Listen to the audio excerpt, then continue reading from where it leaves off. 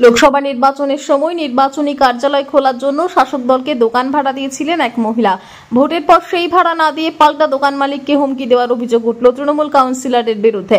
গোটা ঘটনায় মুখ্যমন্ত্রী সহ পুরুলিয়া পুলিশ সুপারকে অভিযোগ জানালেন ওই মহিলা। ঘটনা পুরুলিয়া শহরের ৫ নম্বর ওয়ার্ডের হুচুকপাড়া এলাকার। সূত্রের খবর, এলাকার বাসিন্দা এক মহিলার কাছ থেকে জোর করে তার দোকান ভাড়া নেওয়ার অভিযোগ ওঠে ওই ওয়ার্ডের তৃণমূল কাউন্সিলর বিভাস রঞ্জন দাসের বিরুদ্ধে। দোকান মালিক ওই মহিলার অভিযোগ, তার দোকানে আগে একটি ভাড়াটে ছিল, তাকে ভয় দেখিয়ে তুলে দিয়ে একটি নির্বাচনী কার্যালয় খুলবে বলে জোর করে দোকান ভাড়া নেন স্থানীয় তৃণমূল নেতৃত্ব। ৫,০০০ টাকা ভাড়া দেব বললেও ভোট শেষে মাত্র ১,০০০ টাকা ধরিয়ে দেওয়া হয়। শুধু ভাড়া নয়, একই সাথে বিদ্যুৎ বিলের টাকাও তারা দেননি বলে অভিযোগ। কাউন্সিলর বিভাসের কাছে ভাড়ার টাকা চাওয়া হলে তিনি ওই টাকা দিতে অস্বীকার করেন। বিষয়টি নিয়ে ওই মহিলা সোশ্যাল মিডিয়ায় সরব হন। অভিযোগের পরই পাল্টা হুমকি ও ভয় দেখাতে শুরু করেন কাউন্সিলর। এমনকি তার নামে ২৫ লক্ষ টাকার মানহানি মামলার উকিলের নোটিশ পাঠানো হচ্ছে বলে দাবি মহিলার। বর্তমানে নিরাপত্তাহীনতায় ভুগছেন ওই মহিলা। এ বিষয়ে জেলা পুলিশ সুপারের দ্বারস্থ হওয়ার পাশাপাশি মেইল মারফত মুখ্যমন্ত্রীকে অভিযোগ জানান তিনি।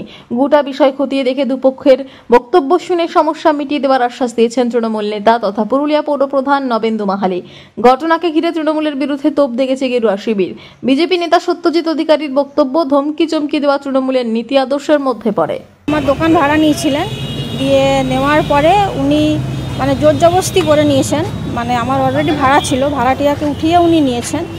দিয়ে নেওয়ার পরে আমার এখন ভাড়াও দিচ্ছেন না, আর উপরন্তি আমাকে ধমকি দিচ্ছেন যে যা দিয়েছি ১,০০০ টাকা দিয়েছেন, বলছে যা দিয়েছি ওটাই আপনি চুপ থাকুন, না হলে বলছে আপনাকে ওখানে থাকতে দেওয়া হবে না। আর যেহেতু আমি একা, আমার বৃদ্ধা বাবা, আমার ওই ভাড়ার টাকায় সংসার চলে, তো ওই জন্য আমি নিরুপায় হয়ে একটা ফেসবুকে পোস্ট করেছিলাম। তো এইটার হিসাবে উনি আমাকে উপরন্তি কোর্ট থেকে একটা অর্ডার পাঠান যে আমি যদি ওনার কাছে ১৫ দিনের মাথায় ক্ষমা না চাই, তাহলে উনি আমার উপর ২৫ লাখ টাকার মানহানির কেস করবেন। এবার আমি কোথার থেকে পাবো ২৫ লাখ টাকা? আমি এটা নিয়ে সিএমকেও চিঠি করেছি, মেল করেছিলাম যে যেহেতু আমিও ওই পার্টি করে দিদিকে ভালোবাসি খুবই, কিন্তু উনি ওই পার্টির একটা বদনাম হচ্ছে, আর উপরন্তি উনি তো আমাদের দিদিকেও বদনাম করছেন। আমিও একটা মেয়ে, আমার তো একটা নিরাপত্তা আছে। আমি ভয়ে আছি যে কখন কি করে ফেলবে আমাকে। কোথার থেকে দেবো ২৫ লাখ টাকা? সেই উপায় এমন হয়ে যাচ্ছে না, তাহলে আমাকে আবার সুইসাইড করতে হবে। আমি যে ওনাকে সোশ্যাল মিডিয়ায় লিখেছি, আমি বলেছি উনি চোর, আমি কি কিছু ভুল বলেছি? আমি আমার প্রাপ্য টাকা যদি চাই কারো কাছে, তার বদলে যদি উনি আমাকে ধমকি দেন, আমি কি করব? কোথাও কি কোনো আতঙ্কে ভুগছেন? হ্যাঁ, খুবই আতঙ্কে আছি, যেহেতু আমি একা মেয়ে, আমার বৃদ্ধা বাবাকে নিয়ে থাকি। সেই মানুষটা ওইসব ব্যাপারে কিছুই জানে না। দেখুন, আমি তো কেস করেছি, আমি না কেস চালাতে পারবো, না আমি ২৫ লাখ টাকা দিতে পারবো। তো এটাই আমি চাইছি, কিছু যেন আমার একটা কিছু তো ব্যবস্থা হোক, একটা ন্যায্য বিচার চাইছি আমি। কাউন্সিলররা আমাদের উপর অত্যাচার করে, গরিবদের উপর, তাহলে সেটা কিভাবে চলবে? আর বাধ্য নাহলে আমি দিতে পারবো না, আমাকে সুইসাইডই করতে হবে। তার দায় যদি নেয় সরকার, ঠিক আছে, যদি কাউন্সিলর নেয়, ঠিক আছে। বিষয়টা কাউন্সিলর নেই, উনি বাইরে আছেন। আমি যোগাযোগ করেছি এবং আমাদের যারা আরও নেতৃত্ব আছে তাদেরাও জানেন ব্যাপারটা। আমরা যাতে বসে ব্যাপারটা মিটিয়ে দেওয়া যায়, কি সমস্যা হয়েছে, কি হয়েছে, এটা আমরা তো শুধু মহিলার অভিযোগ শুনছি, কাউন্সিলরেরও বক্তব্য শোনা দরকার আছে।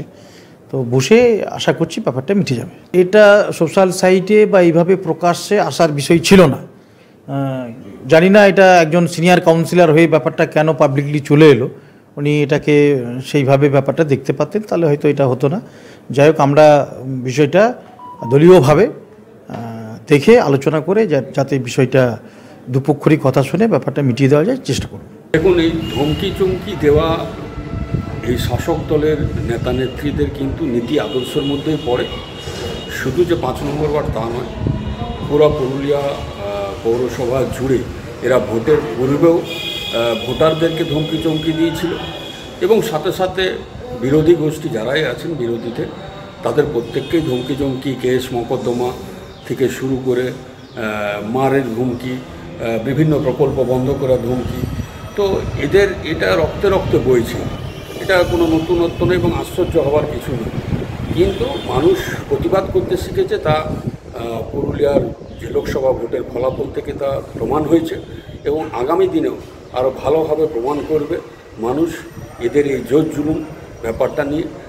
পুরুলিয়া থেকে আনন্দ বিহানির রিপোর্ট, টিভি নিউজ 10। সুলভে সঠিক চিকিৎসার একমাত্র প্রতিষ্ঠান বিবেকানন্দ হসপিটাল। 24 ঘন্টা emergency service, blood bank, trauma care.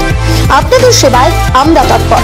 গুণমান ও পরিষেবায় দুর্গাপুর বিধাননগরের ডক্টর জাকির হোসেন এভিনিউর বিবেকানন্দ হসপিটাল শিল্পাঞ্চলের মানুষের মন জয় করেছে।